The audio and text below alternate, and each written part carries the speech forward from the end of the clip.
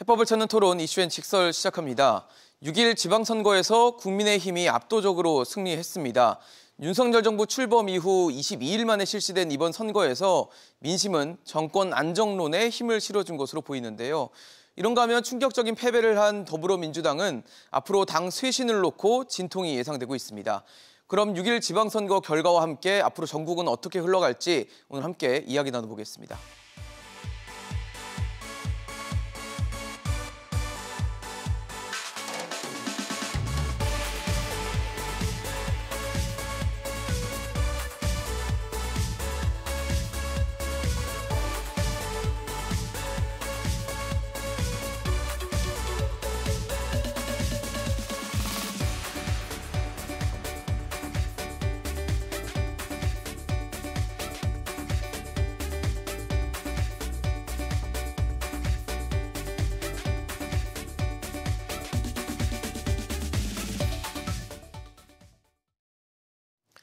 네, 오늘 함께해 주실 세 분 소개하겠습니다. 복기왕 전 청와대 정무비서관, 김민하 시사평론가, 임승호 전 국민의힘 대변인 나오셨습니다. 어서 오십시오. 안녕하세요. 안녕하세요. 네, 6일 지방선거가 종료됐습니다. 선거 결과 국민의힘이 압승을 거두는 결과를 가져왔는데요. 4년 전으로 시간을 돌려보면 더불어민주당의 압승이 있었고 그 이후 더불어민주당은 또다시 참패를 기록하는 상황을 보이게 됐습니다. 선거 결과가 완전히 뒤바뀐 상황이 됐는데 일단 선거 결과에 대한 총평을 좀 들어보고 싶습니다. 일단 국민의힘이 압승을 했기 때문에 임승호 전 대변인께 좀 여쭤볼게요. 어떻게 이번 선거 보셨습니까? 뭐 한마디로 요약하자면 미뤄둔 민주당에 대한 심판을 이번 지방선거에 했다라고 봅니다. 사실 지난번 대선 결과를 봤을 때 0.73%포인트 차이로 윤석열 당시 후보가 승리를 하면서 민주당 입장에서는 철저한 반성과 쇄신의 목소리는 나오지 않았습니다. 그래서 나왔던 것이 민주당의 어떤 판단이라는 것은 검수완박이라든지 아니면 이후에 한동훈 장관 때의 청문회라든지 이런 모습들을 보면 우리가 180석을 가지고 있었는데 더 세게 했어야 됐다. 더 세게 했으면 우리가 더 강하게 결집을 해서 이길 수 있었는데 그러지 못했기 때문에 우리가 대선에서 졌기 때문에 남은 기간을 쇄신과 반성보다는 검수완박과 같은 강한 국면으로 이끌어가야 된다라는 판단을 했던 것 같아요. 그래서 마지막쯤에 사실 박지원 위원장이 아차 싶어서 약간 어설프지만 쇄신안을 내놓았죠. 하지만 민주당 지도부나 민주당 내의 어떤 국회의원들은 이에 대해서 완강히 거부했습니다. 왜 오히려 그것에 대해서 사과를 하느냐라는 강성 지지층의 목소리를 그대로 따라갔고 그것이 지금 반영이 되어서 12대 5라는 어떤 결과를 나타낸 것이 아닌가 생각합니다. 국민들은 그러면 국민의힘이 어떤 점을 기대해서 이렇게 힘을 실어줬다고 보십니까? 저는 우선 윤석열 대통령에 대한 긍정적인 평가도 분명히 있었을 것이라고 봅니다. 용산 이전에 대해서 상당히 좀 반발도 있었던 것은 사실이지만 용산 이전 이후에 가장 긍정적으로 보이는 모습이 소위 도어 스태핑이라고 해서 출근할 때마다 대통령의 목소리가 직접적으로 나오고 있고 다른 어떤 음악 프로그램이라든지 네. 다른 곳에 대통령이 자주 등장함으로써 이전 정부들에서는 볼 수 없었던 장면들이 연출되고 있거든요. 그런 것들이 좀 강하게 반영이 되고 있고 다만 그럼에도 불구하고 저는 더욱더 컸던 것은 민주당의 잘못에 대한 심판으로 인한 반사이익도 좀 크게 받았기 때문에 지금부터 국민의힘 입장에서는 이제 시작이라고 생각을 합니다. 실제로 민주당 같은 경우에도 대통령 선거를 이기고 지방선거에서 압승을 하고 총선에서 압승을 한 뒤부터 빠르게 몰락하기 시작했거든요. 국민의힘 같은 경우에는 이제 탄핵 이후에 5년 만에 정권을 국민들이 다시 줬습니다. 마지막 기회라는 거거든요. 지금 잘못하면은 영원히 국민의힘에게 정권을 줄 일은 없다라는 판단을 할 수도 있어요, 국민들이. 그래서 지금부터 좀 신중하고 그런 어떤 무한 책임의 자세로 임해야 될 것으로 생각됩니다. 사실 선거 결과가 이제 민주당 측면에서는 참패를 한 결과를 가져왔기 때문에 아무래도 이번 기회를 삼아서 좀 쇄신과 혁신이 좀 있어야 된다는 목소리가 있을 것 같아요. 어떻게 보세요? 예, 임 대변인 지적해 주신 부분에 대해서 민주당 입장에서는 겸허하게 모두 다 받아들여야 되는 내용들이라고 생각하고요. 네. 이번 선거는 민주당의 실책도 물론 실책이지만 윤석열 대통령 취임한 지 불과 22일 만에 치러지는 선거 아니겠습니까? 그래서 보통 6개월 정도가 허니문 기간이다라고 이야기를 하는데 22일이면 최고의 어떤 인기를 구가하고 국민들로부터 기대를 받는 그런 시기에 선거가 치러져서 사실 대선 전부터 이번 지방선거는 대통령 선거에서 이기는 정당이 독식하게 될 것이다 라는 예측들을 일반적으로 했었어요. 그런데 예상 외로 당선자의 인기가 50% 내외를 이렇게 오르락내리락하고 대선 때 지지율을 크게 벗어나지 못하는 이런 모습들을 보이면서 그래도 해볼 만한 선거 아니냐라는 분위기가 민주당 내에서는 팽배했던 것이 사실입니다. 그럼에도 불구하고 여전히 그 정권 아주 초반기이기 때문에 민주당에서는 구조적으로 구도 자체가 굉장히 불리할 수밖에 없다라는 것을 뭐 인식하고 출발했습니다만 결과적으로는 일반적인 예측을 크게 벗어나지 못하는 결과였다라고 받아들이고 그것이 어떤 일반적인 뭐 문제라면 내부적으로는 말씀하신 것처럼 대선 패배 이후에 쇄신하고 다시 태어나려고 하는 민주당의 모습을 보이는 데 있어서는 다수 국민들 눈에서 볼 때는 부족하지 않았나라는 자기 반성은 반드시 필요하고 그것에 대한 후속 조치를 저는 지금부터 시작해서 다음번 전당대회까지 민주당의 내용이 극심하게 이어질 것입니다. 그 내용이라는 것이 그저 뭐 상대 정당에서는 비난의 내용이 될 수 있겠습니다만 민주당에서는 재탄생을 위한 진통의 과정일 것이고 이 진통은 다음번 전당대회 8월에 끝나는 것이 아니라 다음 총선 때까지도 이어져서 다음 총선에서 제대로 치유를 하느냐 못하느냐에 따라서 5년 후에 다음 대통령 선거에서 국민들에게 제대로 심판을 받을 수 있는 민주당이 되느냐 못 되느냐 그런 가늠자가 될 것 같습니다. 그래서 앞으로의 민주당의 진로는 굉장히 험난하다 이렇게 전망할 수밖에 없을 것 같습니다. 뭐 승리한 국민의힘도 또 패배한 민주당에게도 앞으로가 더 중요한 시점이라고 보여지는데 평론가님은 이번 선거 좀 어떻게 보셨습니까? 이번 선거를 뭐 투표를 하러 갔는데 네네. 투표용지를 보면서 매우 답답했습니다. 이걸 어떻게 투표를 해야 되느냐. 근데 많은 유권자들이 마찬가지 생각이셨을 것 같아요. 국민의힘 지지자들도 국민의힘 이제 후보들을 선뜻 정말 열정을 가지고 지난번 대선할 때처럼 지난번 대선할 때는 정권을 꼭 교체해야겠다는 어떤 그러한 그 굉장히 강한 마음이 있었던 거잖아요. 근데 이번 선거는 그런 건 아니고 그래서 어떻게 투표를 해야 될까 고민하시는 분들이 많았을 것이고 민주당의 경우도 마찬가지입니다. 민주당도 지지하는 정당이긴 하지만 쉽게 이렇게 또 표를 줄 만한 그런 상황은 아니다라는 맥락들을 양대 세력이 다 공이 이제 쌓아온 측면들이 있어요. 근데 그럼에도 불구하고 어쨌든 일단 윤석열 대통령이 탄생을 한 지 얼마 안 됐기 때문에 좀 힘을 실어줘야 될 필요는 있다라는 거에 대해서 소극적으로나마 유권자들이 동조한 부분이 있는 것 같고 민주당의 경우에는 이제 마찬가지입니다. 대선 끝나고 났으면 선거의 진정당이기 때문에 선거에 졌으니까 국민들에게 회초리 맞았으니까 얼마나 이제 변하는지 봐야 되겠다. 이런 마음을 좀 가졌을 텐데 변하는 모습이 아니라 사실은 좀 그대로인 모습을 보였거든요. 이 대선 패배 이후에. 그런 모습들이 이제 같이 작용을 했기 때문에 결과적으로는 국민의힘 원래 이제 보수 정당의 가장 적극적인 어떤 지지를 표명했던 뭐 고령층이라든지 그리고 이념적으로 과거부터 이제 좀 보수적인 어떤 그런 성향을 가졌던 분들이랄지 또 대선 때 이제 좀 활성화가 됐던 소위 말하는 언론에서는 뭐 이대남 이렇게 표현을 하는데 20대 젊은 남성층이랄지 이런 부분들이 이제 국민의힘의 승리를 이제 견인한 것이다 이렇게 보여집니다.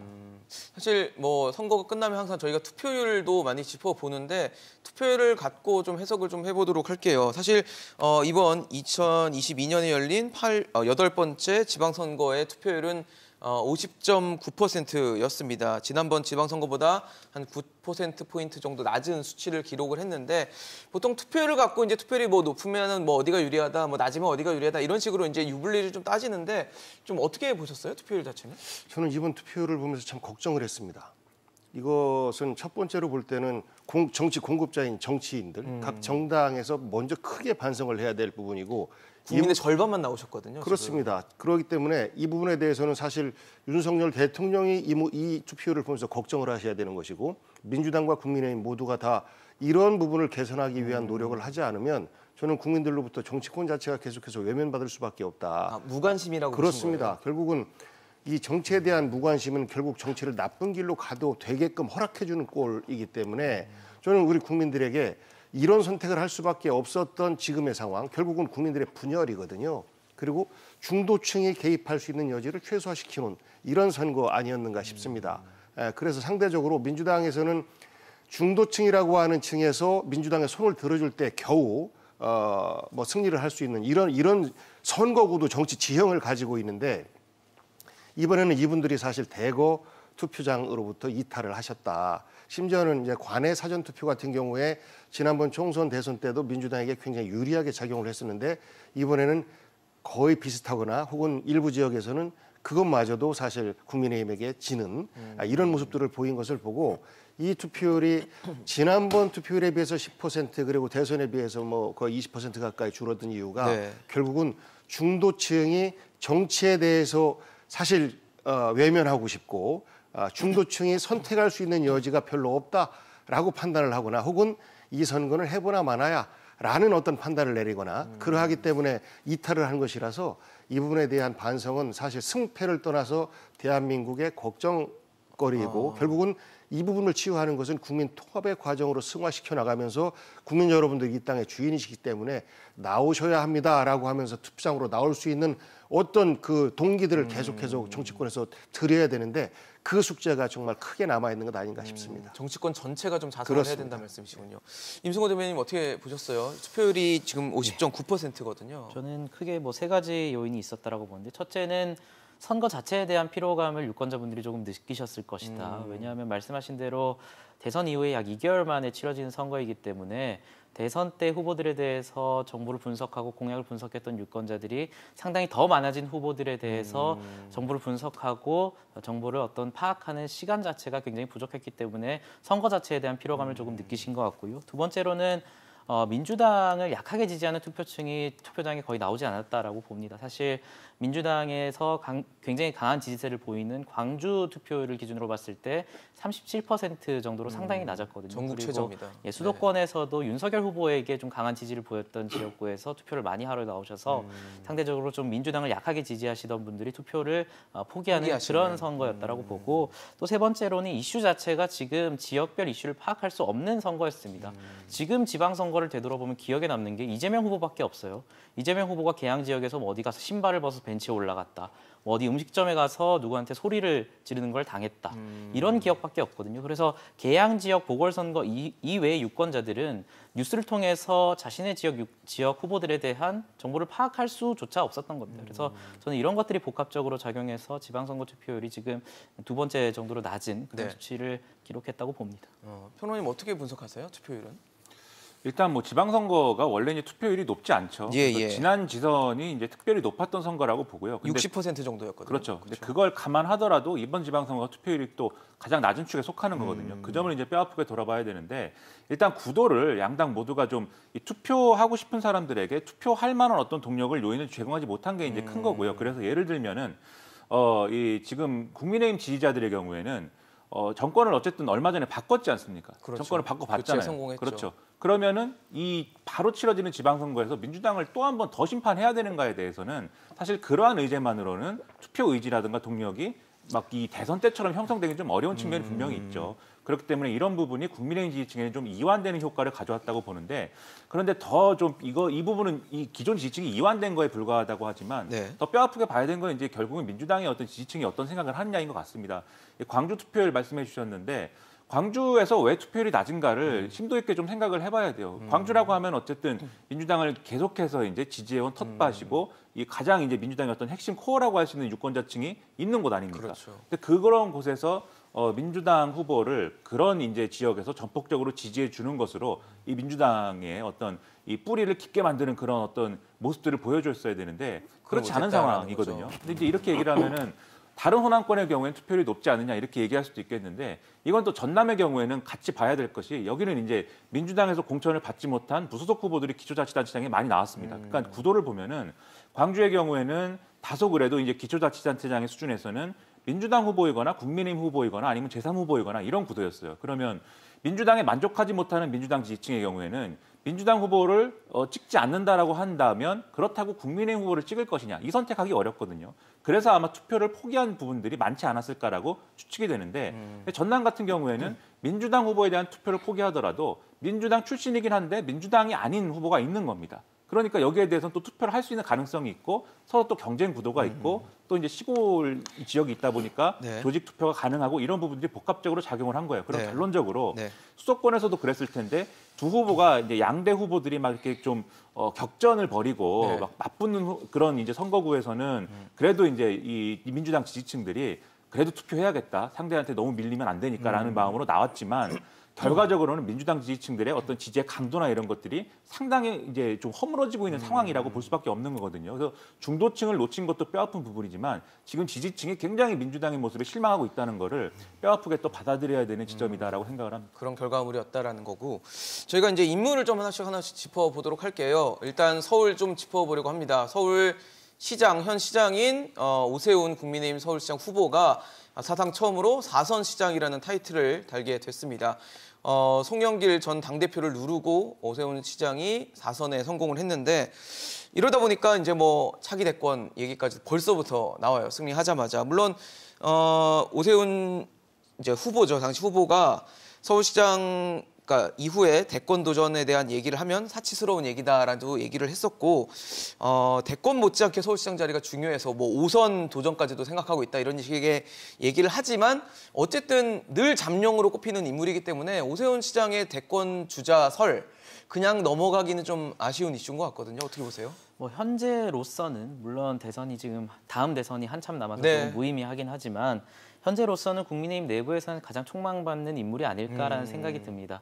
지금 전체적인 어떤 오세훈 시장의 득표를 봤을 때 연령대별로 봤을 때 상대적으로 저희가 뭐 60대 이상에게 강하다, 국민의힘이 강하다라는 그런 분석이 있었는데 오세훈 시장 같은 경우에는 전 연령대에서 골고루 지금 지지를 받고 있는 상황이고 또 구청장 같은 경우에는 국민의힘이 일부 내준 지역들이 몇 곳 있는데 그 지역 같은 경우는 오히려 오세훈 시장 같은 경우는 또 이긴 지역들이 있습니다. 결과적으로는 민주당을 지지하시는 분들도 구청장은 민주당 분들을 선택을 하지만 오세훈 시장은 인물론으로 선택했다는 분들이 많기 때문에 이는 결국에는 중도 확장성을 의미하는 것이고 더 나아가서 민주당이 약한 지지층까지 포섭할 수 있다는 것을 의미하는 거거든요. 이러한 측면에서 오세훈 시장의 어떤 시정이 지금 평가받고 있는 것이고 그래서 앞으로 오세훈 시장 같은 경우에 지금 시의회라든지 이런 부분이 상당히 국민의힘이 많은 의석들을 또 가져갔지 않습니까? 이번 그래서 본격적으로 자신의 시정을 어떻게 펼침에 따라서 향후 대권 가도가 지금 본인이 생각하고 있다면 달라질 수 있다 그렇게 생각합니다. 평론가님은 어떻게 보세요? 지금 오세훈 시장이 이제 뭐 이렇게 지금 말씀하신 것처럼 일부 민주당 지지층이 일다 할지라도 네. 오세훈 시장 뽑은 경우가 이제 있는 것 같아요. 그래야 이제 숫자가 맞거든요. 네네. 근데 그런 것까지 고려해 볼 때 지금 오세훈 시장이 갖고 있는 가장 큰 이번 지방선거에서의 지지 논리는 뭐였냐면 네.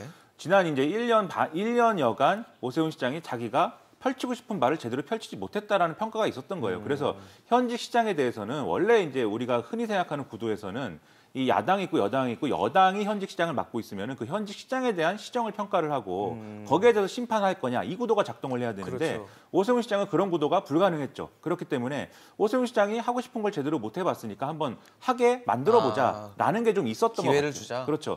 그래서 지금 이제 좀 선거 결과가 더 좋은 건데 네네. 그런데 이 얘기를 뒤집어서 얘기를 하면 앞으로 오세훈 시장이 뭘 보여주는지에 따라서 대권을 갈 수 있느냐 아니냐가 갈릴 수밖에 없다는 겁니다. 왜냐하면 지금 오세훈 시장이 냉정하게 얘기해서 지금까지 약점이 뭐냐면 무상급식 투표 이후에 보여준 자기 정치가 없어요. 사실 자기 의제가 없어요. 자기 아젠다가 없는데 이게 지금은 어쨌든 여당의 서울시장이고 지금은 윤석열 대통령이 인기가 있고 그런 국면이기 때문에 크게 이제 오세훈 시장에 대한 평가를 좌우하는 요소는 안 됐습니다만 네네. 결국은 오세훈 시장이 대권에 도전한다고 했을 때 그것을 이제 결심해야 되는 시점은 정권 후반기가 될 거거든요. 그렇겠죠. 네. 근데 정권 후반기에는 윤석열 대통령에 대한 국민의 평가가 어떻게 될지 모르는 것이고 그리고 보통은 이제 정권 후반이 되면은 결국은 이 똑같은 여당 지지층이 여전히 뭐 여당 후보들을 지지하고 있다 할지라도 지금 정권안과는 뭔가 다른 색깔을 보여주는 대권 주자를 선호하게 되거든요. 그럼 그때 그 시간을 거친 이후에 오세훈의 서울시는 뭐였을까라고 네. 생각을 해보면 그 답이 있어야 됩니다. 네. 과거에 이명박 대통령 같은 경우가 그랬던 거잖아요. 이명박 대통령 같은 경우가 이제 서울시장을 거치고 나서 이제 대권 주자로서 발돋움할 수 있었던 그래서 박근혜 전 대통령과의 그 어떤 경쟁 구도에서 또 결정적으로 역할을 했던 게 뭐 이거는 뭐 좋은 거냐 나쁜 거냐에 대한 찬반 여론은 있겠습니다. 어쨌든 뭐 청계천 개발이라든지 뭐 저 보건이라든지 네네. 이런 것들이 작용을 한 거잖아요. 그래서 그런 보여주기식 뭐 프로젝트를 하라는 게 아니라 오세훈의 시정은 뭐냐, 오세훈의 정치는 뭐냐에 대한 답이 있어야 가능한 얘기다. 트레이드마크라든지 이런 게 있어야 된다. 그렇습니다. 분명한. 네, 그런 게 필요한 거죠. 그렇군요. 오세훈 시장이 앞으로 행보도 궁금해지면서도 또 어쨌든 서울시장에서 좀 패배한 송영길 후보, 송영길 전 당대표에 대한 향후 행보도 궁금해지는 것 같아요. 아무래도 워낙 무게감 있는 중진 의원인데 지금 서울시장에 사실 인천 연고에서 지금 서울로 바꾸면서까지 나왔는데 패배했단 말이에요. 앞으로 어떻게 되는 겁니까? 송영길 후보가 서울시장 후보로 결정되기까지 사실 여러 뭐 잡음이 많았지 않습니까? 그래서 어찌 보면 후보를 만신창이를 만들어 놓고 후보를 만든 꼴이 되어서 결국은 이것이 본선 경쟁력까지도 이렇게 크게 훼손된 것 아닌가라는 평가들을 자체적으로 내리고 있고요. 네. 그럼에도 불구하고 송영길이라는 정치인이 갖고 있는 어떤 그분의 가치라든지 철학이라든지 이런 부분들은 굉장히 중요한데 다음 총선 불출마를 이미 선언을 했고 그렇죠.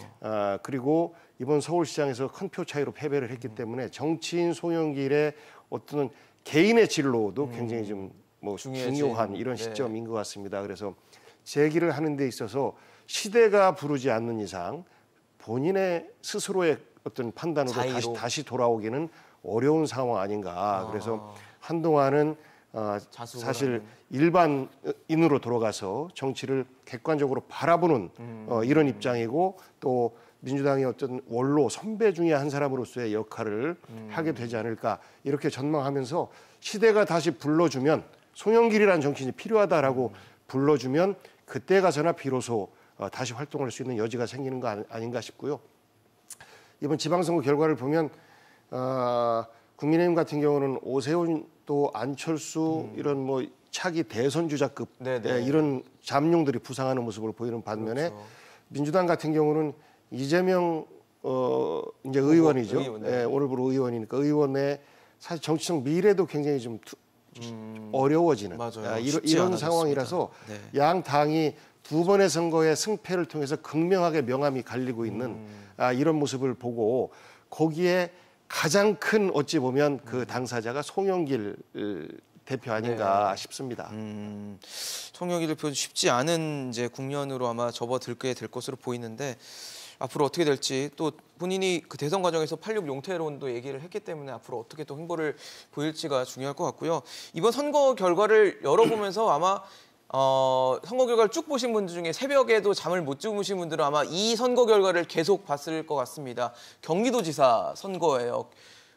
김은혜 후보가 계속 앞서다가 막판에 들어와서 박빙의 승부를 보이면서 이게 어떻게 되는 건지에 대한 계속 시선을 쏠리게 하다가 결국은 이제 김동연 후보가 결국 당선이 되는 그런 상황을 보이게 됐습니다. 일단 민주당 입장에서는 경기도라는 지역이 굉장히 또 중요한 지역이기 때문에 나름 체면치를 한 것인지 아니면 역시 17개 중에서 15개만 가져간 상황이기 때문에 이 부분에 대해서는 또 자성이 필요한 것인지 어떻게 보시는지 궁금합니다.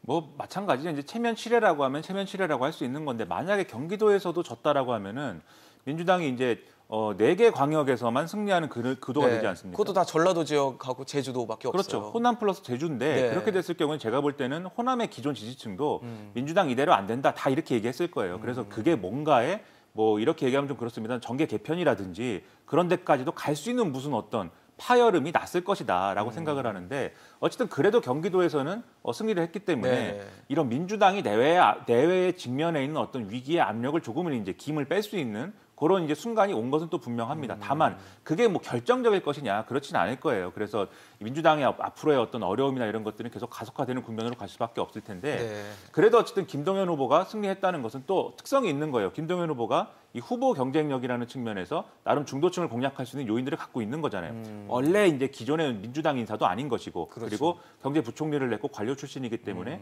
뭔가 이제 어떤 실물 경제나 이런 것들에 대해서 유능할 것이다라는 인물론이 이제 가능했던 후보이기 때문에 그렇기 때문에 이제 강점을 가지고 있었는데 선거전에서 그 강점을 확실히 살리는 어떤 선거전을 할 거냐 했던 거냐 또 그렇지는 못한 부분이 있었습니다. 그래서 이런 부분들이 여러 가지가 복합적으로 작용하면서 그야말로 신승 그야말로 이제 간신히 이기는 맞아요. 그런 상황을 만든 신승입니다. 것이고 네. 반대로 김은혜 후보의 경우에는 윤심으로 승부를 보는 전략이었는데 그 윤심만으로는 안 된다라는 것도 이게 또 아픈 부분이에요. 김은혜 후보의 경우에는 특히 이제 왜 졌는가에 대한 판단을 다각도로 해볼 필요가 있는 게 그렇죠.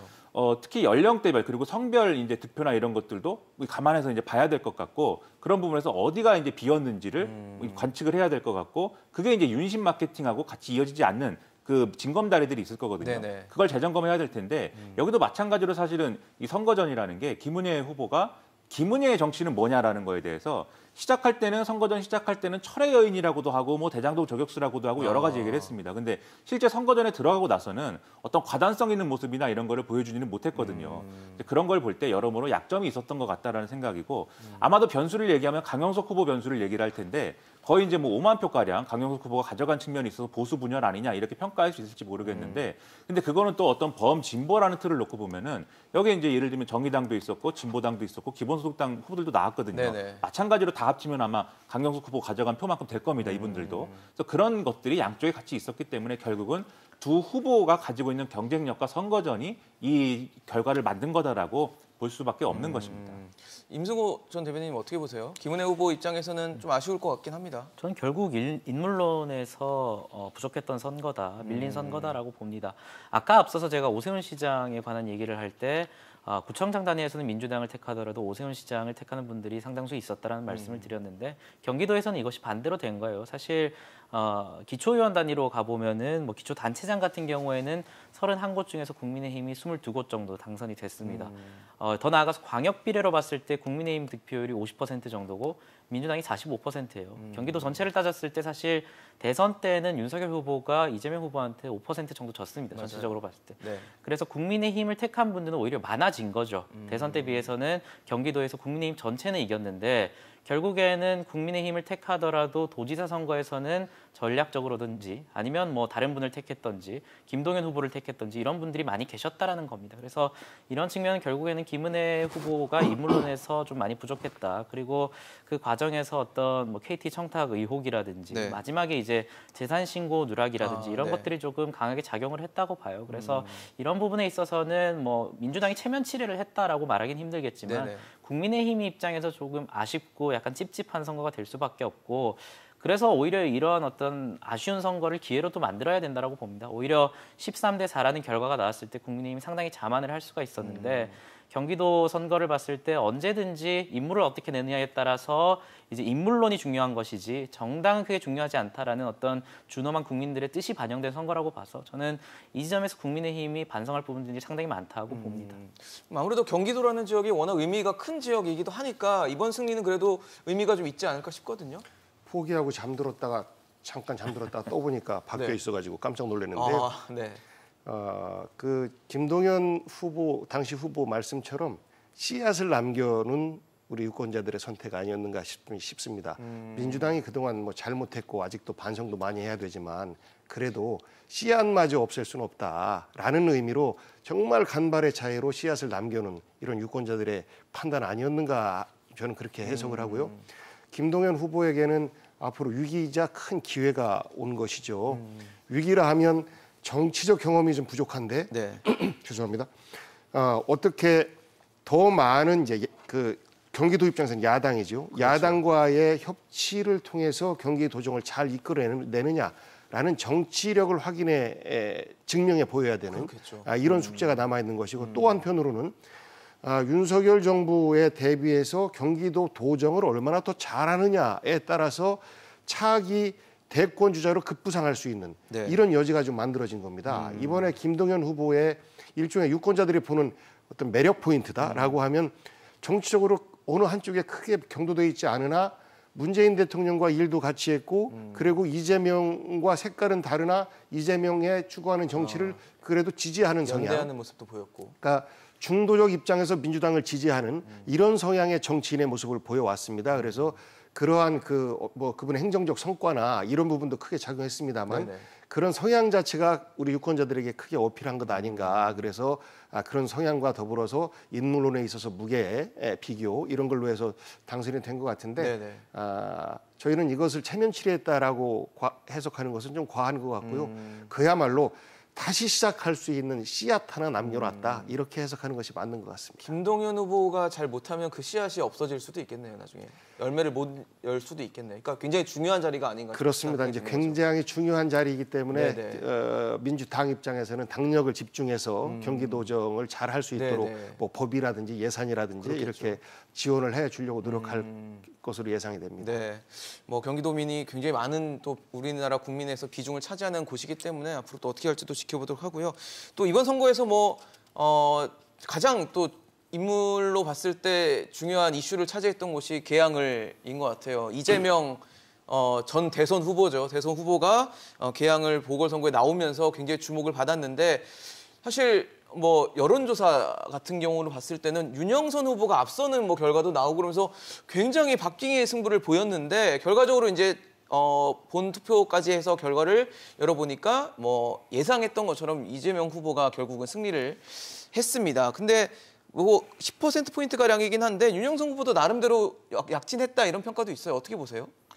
이 지역구가 이제 민주당의 텃밭이라고 했고 그다음에 그렇죠. 송영길 전 대표가 계속해서 이제 내일이 당선했던 그런 지역이기 때문에 맞아요.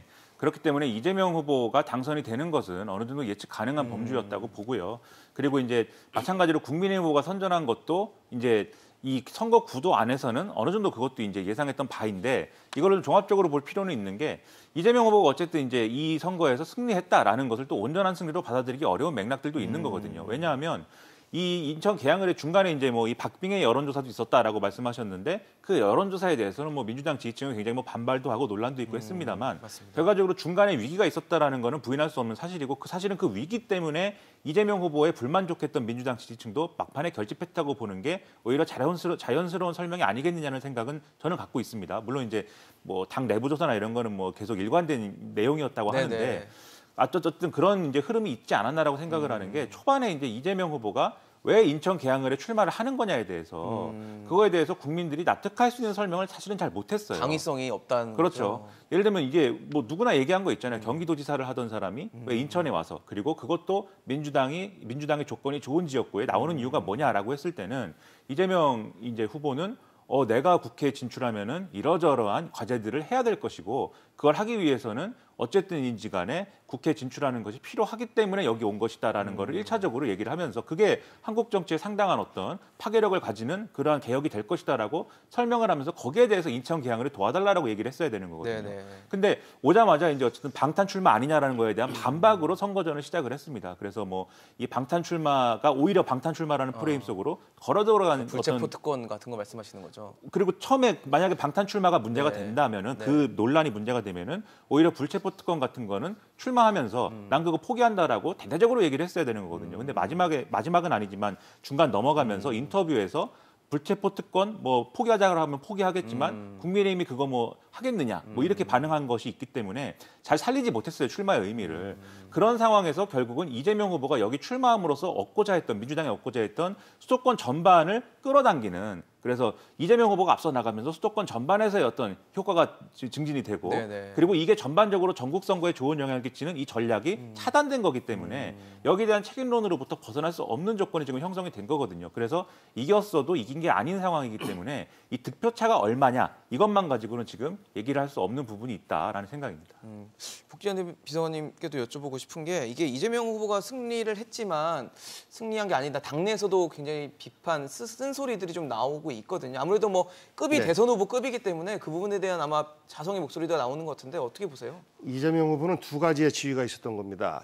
7개 보궐선거 지역의 후보로서의 한 지위가 있는 그렇죠. 것이고 7명 중에 한 명인 것이죠. 또 하나는 민주당 전체 이번 총괄 지방선거와 선대위원장. 재보궐선거 전체를 총괄하는 상임선대위원장으로서의 지위. 이 두 가지에서 후보로서 7명 중에 한 명으로서는 살아남았으나 전체 선거를 총괄해야 되는 상임선대위원장으로서는 책임을 면하기 어려운 상황이 된 겁니다.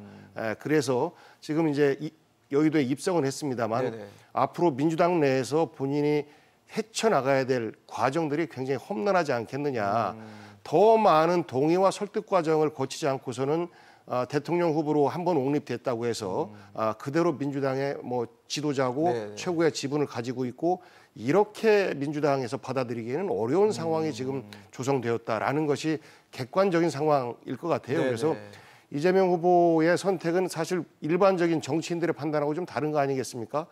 계양을에 출마 안 할 것이다라고 하는 것이 정치를 상식적으로 생각해 왔던 사람들의 일반적 판단인데 본인이 출마를 했어요. 네. 그래서 그런 판단을 내린 사람 정치인이기 때문에 향후에 지금 이런 어려운 어찌 보면 정치인 이재명에게 굉장히 위기가 닥쳐오는 것인데 이 위기를 어떻게 헤쳐나가느냐도 결국 누구의 훈수 없이 본인 스스로 해야 되는 이러한 시점이 된 것 같습니다. 네. 그래서 이재명 후보에게는 지난번 대선의 패배보다 더 어려운 상황이 지금 주어진 것 아니겠느냐라는 것이 아마도 정치를 하는 일반적인 사람들의 평가일 것 같습니다. 둘 중에 하나만 하는 게 나았을 뻔했다라는 얘기도 있거든요. 총괄 선대위원장을 하든 아니면 계양을에만 나오든 둘 다 하려고 하니까 굉장히 좀 버겁지 않았나라는 판단들도 있습니다. 쉽지 않은. 저 개인의 생각을 네. 물어보신다고 한다면 저는 아무것도 안 하는 것이 제일 낫지 않았을까? 일반적인 우리 그동안의 정치를 해왔던 어떤 그 대선 주자급의 정치인들의 선택을 보면 사실 고문으로서 측면 지원이나 메시지로서의 지원이나 이런 행동을 이런 정치를 하는 것이 상식적인 부분이었었는데 사실 본인이 직접 뛰어들어서 그렇죠. 내가 0.73% 차이로 쳤기 때문에 내 지지자들만 결집시켜낸다라고 하면 지방선거에서 그래도 선방을 할 수 있다라는 판단을 내리신 것 같아요. 네네. 이거에 대해서 민주당 내에서도 찬반의 의견들이 좀 갈라져 네. 있고 했었는데 그 부분이 사실 반대를 했던 의견이 조금 더 지금 결과를 두고 결과론적으로 얘기를 하면 옳았던 것 아닌가 싶고 물론 저희가 씨앗 하나 남기고 졌습니다만 네. 이런 패배가 뭐 계속해서 다음 총선으로까지 이어질 것이다. 저는 이렇게는 생각하지 않습니다. 그러니까 민주당이 노무현 정부 끝내고 나서 이명박 박근혜 정부로 이어지는 과정에서 사실 다시 싹을 트기 시작한 것이 2006년도 지방선거에 몰패를 했잖아요. 네. 이명박 대통령이 서울시장 출마할 때 전패를 했어요. 그때 지역구 서울시의원도 거의 하나도 당선 못 되고 비례해서 한 명인가 두 명인가가 사실 달랑 그거였었는데 그것을 2010년도 지방선거를 통해서 사실 가능성을 확인을 하고 뭐 조금씩 확대를 해 나가면서 결국은 문재인 대통령의 당선으로까지 연결됐는데 사실 이번에는 거꾸로의 과정인 것이죠.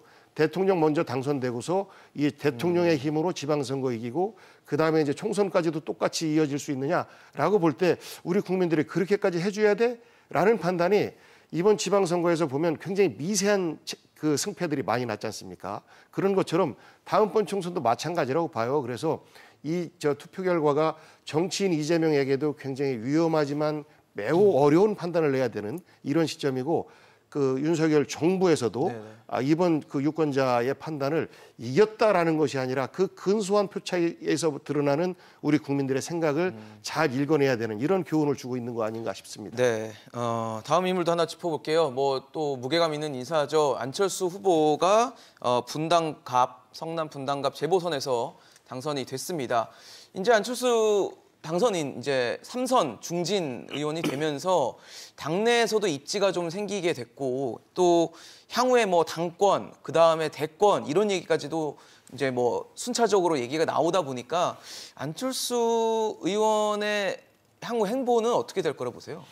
저는 뭐 개인적으로는 안철수 대표가 당권에 도전할 가능성은 매우 크다. 개인적으로 봤을 때 매우 크다고 보는데 당선 가능성에 대해서는 아직까지는 미지수다라고 좀 시간이 봅니다. 있죠, 아직은. 왜냐하면 뭐 지금 3선 중진 의원이라고 말씀을 하셨지만 국민의힘 후보로서 보수 후보로서 당선이 되고 활동을 하는 것은 이번이 처음입니다. 처음이죠.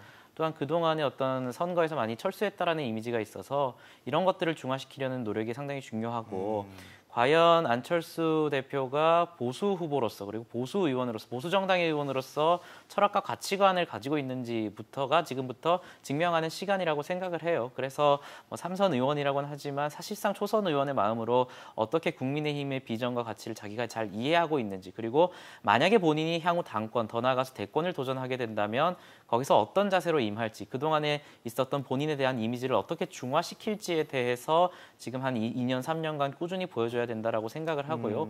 기존에 있었던 어떤 뭐 보수도 아니고 진보도 아니고 그 중간에서 제3지대를 찾겠다라는 것은 저는 실패했다라고 봅니다. 안철수 후보가 약 10년간을 이제 제3지대론을 주장을 하면서 맞아요. 정치를 했지만 결국에는 그 정당들이 소멸하고 합당을 하는 과정이 있었기 때문에 이제는 안철수 후보는 보수 정당이 마지막 종착지가 되어야죠. 그래서 이제 자신의 어떤 보수 정당의 적자다. 그래서 보수 정당의 대권 후보 내지는 당대표 후보임을 강조해야지 예전에 어떤 제3지대론에 여전히 집착하면서 나는 뭐 국민의힘 안에서도 야당 역할을 하겠다 이런 식의 어떤 태도로는 당권이나 대권 도전은 어렵다라고 보고 보수 후보로서 본인이 어떤 철학과 가치를 가지고 있는지를 지금부터 차근차근 증명함에 따라서 당권이든지 대권이든지 그 어떤 결과가 달라질 것이다 그렇게 생각합니다.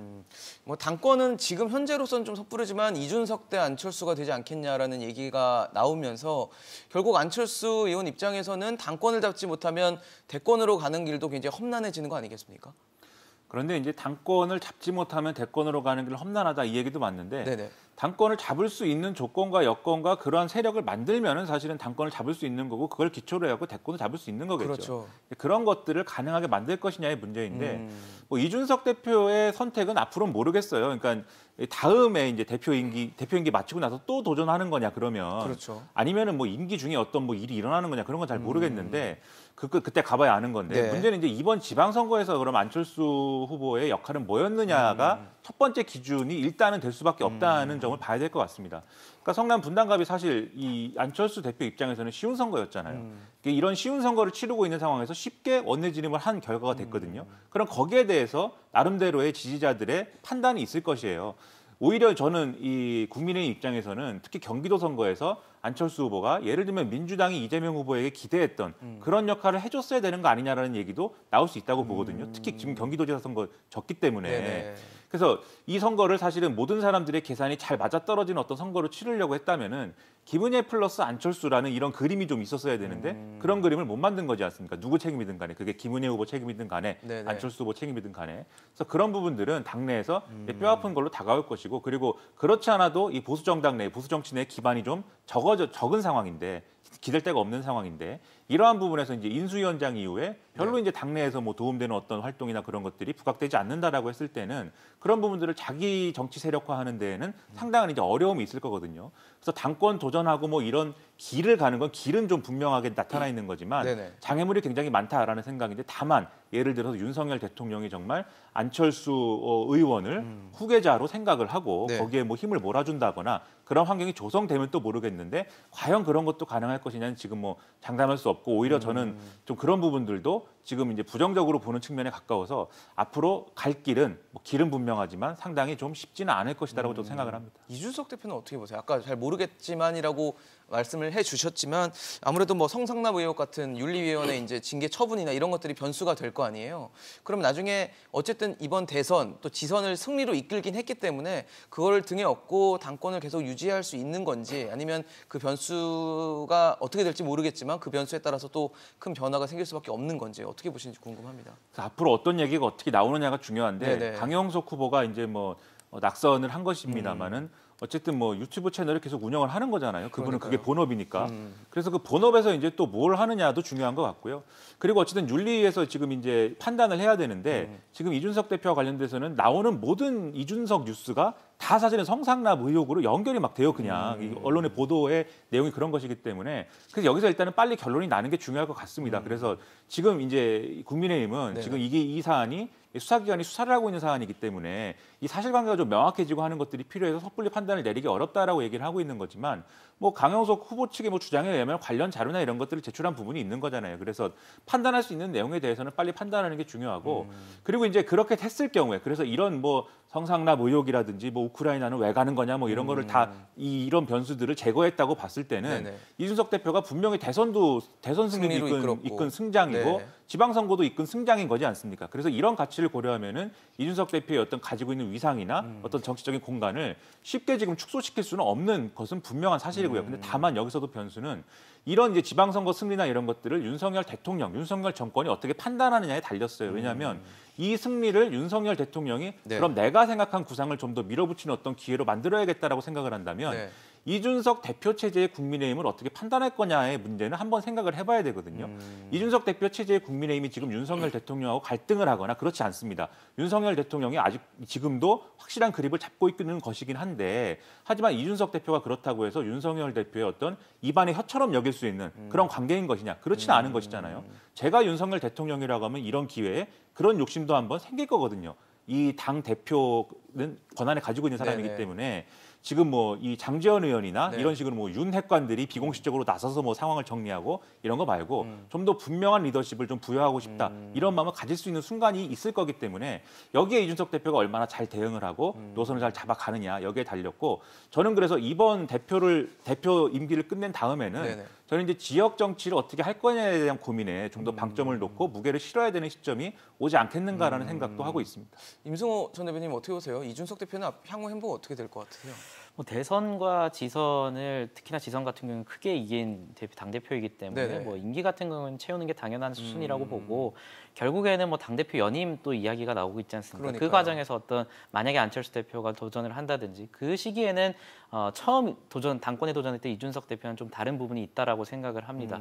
왜냐하면 처음 도전할 당시에는 30대의 젊은 야당 대표가 처음으로 도전한다라는 그렇죠. 이미지가 있었지만 이번에 다시 도전할 경우에는 이미 한번 해봤던 사람이기 때문에 그런 프레임이 조금 약해질 수 있다. 그래서 본인이 어떤 다른 장점들을 살릴 수 있는지를 분명히 연구해야 되고 안철수 대표 같은 경우는 분명히 또 다른 지점이 있겠죠. 네네. 이준석 대표에 비해서 사실 국민의힘 안에서 지금 대선, 지선을 이긴 당대표가 더욱더 중요한 것은 지금 총선 승리거든요. 국민의힘 입장에서는. 왜냐하면 윤석열 대통령과 지방 권력을 많이 지금 회복했다라고 하지만 여전히 국회 안에는 180석에 가까운 민주당 의원들이 있기 때문에 총선이 가장 중요한데 그렇다면 안철수 대표가 과연 이준석 대표를 뛰어넘는 어떤 전략과 전술을 구사할 수 있는 사람인지에 대해서 네. 안철수 대표가 스스로 좀 증명해야 될 부분이 있다. 그렇게 생각합니다. 목경 이사님께는 저거 좀 여쭤보고 싶어요. 어쨌든 지금 지역적으로 봤을 때 민주당이 가져간 지역이 이제 호남하고 제주에 좀 국한이 좀 돼 있잖아요. 그래서 이제 궁금한 게 이제 충청도 지역을 좀 궁금하거든요. 늘 선거 때마다 중요한 또 캐스팅 보트 역할을 했던 곳이고 이번에는 또 국민의힘에 힘을 실어줬어요. 12년 만에 뭐 탈환에 성공했다 이런 평가가 나오니까 충청도 민심을 좀 어떻게 보시는지 궁금합니다. 충청도 민심은 저도 충청도지만 헷갈립니다. 어렵죠. 예, 네. 그런데 아산시장도 하셨으니까. 어쨌든지 간에 네. 윤석열 정부의 힘을 몰아주자라는 정서가 일반적으로 퍼져 있었고 그것이 지난번 대선 결과로 연결됐었고 지난번 대선에서 대전에서 표 차이가 좀 작았었고 네네. 충남에서 표 차이가 좀 더 크게 벌어졌었는데 벌어졌는데. 충남에서는 오히려 더 벌어진. 왜냐하면 여기에는 이제 박완주 의원의 그 뭐 성비위 사건이라든지 이런 것들이 있으면서 민주당의 텃밭이라고 여기는 아산과 천안의 기초 단체장 선거마저도 패했거든요. 그래서 그러한 내부적인 악재와 더불어서 네. 윤석열 정부에 대한 지지 이런 것들이 충청권에서 작용한 것 아닌가라고 생각을 하고요. 조금 전에 말씀하신 이준석 대표 문제는 간단합니다. 그러니까 성상남 문제를 당내에서 징계로 올려서 징계를 때리게 됐을 때 이준석 대표의 정치 생명 끝날 수 있어요. 그리고 현재 수사를 제대로 해서 만약에 이것이 혐의가 인정된다라고 했을 때 이준석 대표는 뭐 당대표 여지가 아니고 그냥 정치 생명이 끝날 수 있는 이런 굉장히 위험한 상황인데 다만 국민의힘은 정무적으로 이거를 관리를 잘 하는 거죠.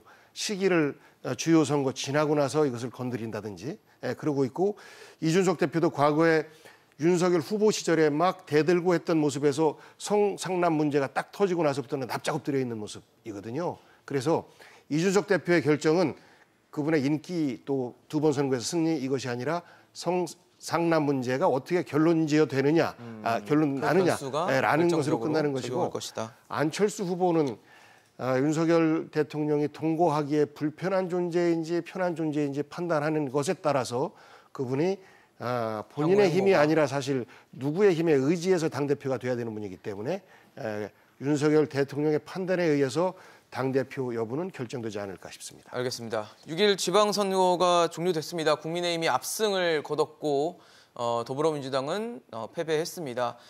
하지만 선거가 끝났다고 우리 정치, 우리 생활이 끝나는 건 아니죠. 앞으로 우리 국민에게 정말 도움이 될 수 있는 우리 국민이 정말 필요한 목소리를 들어줄 수 있는 그런 정부가 되기를 기대하는 마음에 이번 한 표 한 표가 던져졌을 겁니다. 그 목소리를 여야 할 것 없이 잘 들어주시기를 기대하겠습니다. 오늘 복귀왕 전 비서관, 김민하 평론가, 임승호 전 대변인과 함께했습니다. 이슈앤직선 오늘 준비한 소식은 여기까지입니다. 지금까지 시청해주신 여러분 고맙습니다.